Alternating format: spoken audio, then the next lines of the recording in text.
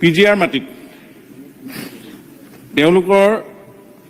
1933 চনতেই সেইটো ব্ৰিটিছে ঘোষণা কৰিছিল PGR হিচাপে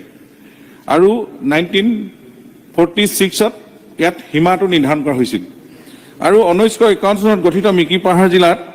1952 চনৰ মিকি প্ৰাইভেট জিলা পৰিষদ যি বৰ্তমান কাৰ্বি আংলং স্বায়ত্ত পৰিষদ বুলি কোৱা হয় বা গঠিত হৈছিল। এতিয়া খেৰণিত PGR যিটো হাৱাজান অঞ্চলৰ এতিয়া কাৰ্বি আংলং অটোনমাছ কাউন্সিলে অলপ ৰিজাৰ্ভ এতিয়াও কৰা নাই, সংৰক্ষণমুক্ত কৰা নাই আৰু সেইকাৰণে কাৰ্বি আংলং জিলাৰ ডংকা ৰাজহ চক্ৰৰ অন্তৰ্গত এই খেৰণিত যিটো PGRত প্ৰায় 1989টা পৰিয়াল আৰু তাতে পপুলেশ্যন হিচাপে 9286 আছে পপুলেশ্যন আৰু তাতে স্থায়ীভাৱে 834 RCC ঘৰ আৰু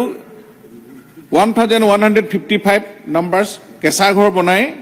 তাতে এই PGRত বেদখল কৰি আছে। এতিয়া এনে বৃহৎ হাৰত যেতিয়া বেদখল হৈছে এতিয়া কাৰ্বি আংলং অটোনমাছ কাউন্সিলৰ তেওঁলোকে এই কৰ্তৃপক্ষই ৰাজহ চক্ৰৰ যেতিয়া তাৰ যিটো আছে ডংকা ৰাজহ চক্ৰৰ 7জন তেওঁলোকৰ চৰকাৰী গাঁওবুঢ়া আৰু ফুলনি ৰাজহ চক্ৰৰ 3জন চৰকাৰী গাঁওবুঢ়াই তেওঁলোকে দায়িত্বত গাফিলতি কৰাৰ কাৰণে তেওঁলোকক ছাছপেণ্ড কৰিছে কাৰণ তেওঁলোকে ইলিগেলি এইবিলাক এলটমেণ্ট বা তেওঁলোকক দিয়াৰ কাৰণে গতিকে গোটেই বিষয়টোৱে আমি বেছি ডিটেইলছ ল'লে নগৈ যে ছাবজেক্টটো যিহেতু অটোনমাছ কাউন্সিলৰ আণ্ডাৰত তেখেতসকলে ভূমি সংৰক্ষণ কৰা তেখেতসকলে যেনেধৰণে তেওঁলোকৰ কাউন্সিলে ৰেভিনিউ ডিপাৰ্টমেণ্ট আছে তাত তেওঁলোকৰ সেই বিভাগৰ ছেক্ৰেটাৰী আছে আণ্ডাৰ ছেক্ৰেটাৰী তেওঁলোকে গোটেই বিষয়টো চাই চোৱা কৰি আছে কাৰণ আমাৰ অসম চৰকাৰে আমি পোনপটীয়াকৈ যিহেতু তাতে একো হস্তক্ষেপ কৰিব নোৱাৰোঁ কিন্তু এটাই পাৰোঁ যে ল এণ্ড অৰ্ডাৰ চিটুৱেশ্যন হ'লে আমি কণ্ট্ৰল কৰা আইনসংগত কথাখিনি আমি অসম চৰকাৰৰ হাতত আছে। গতিকে এই কথাখিনি আমাৰ সন্মানীয় বিধায়ক তথা বিৰোধী দলৰ দলপতি দেৱব্ৰত শইকীয়া ডাঙৰীয়াক আমি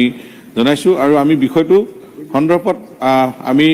যেহেতু মই HAD মিনিষ্টাৰ হিচাপে পৰিস্থিতি যাতে নিয়ন্ত্ৰণ কৰিব পাৰি আৰু তেওঁলোকে যদি নিজে কিবা পলিচি বনায় সেই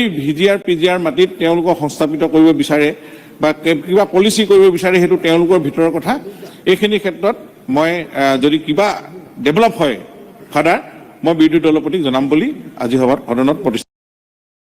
ये जेंजिस को सारी चीजें फास्ट चाहिए और हर काम के बाद रिवॉर्ड्स भी चाहिए और यही चीज करके नावी UPI सिर्फ 2 साल में इंडिया का फास्टेस्ट ग्रोइंग